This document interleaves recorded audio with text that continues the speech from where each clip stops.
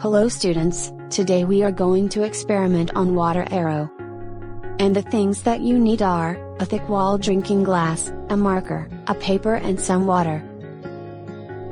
Now, at first fill a drinking glass with water. Now, use the marker to draw an arrow on the paper. Make sure the arrow is no wider than the glass.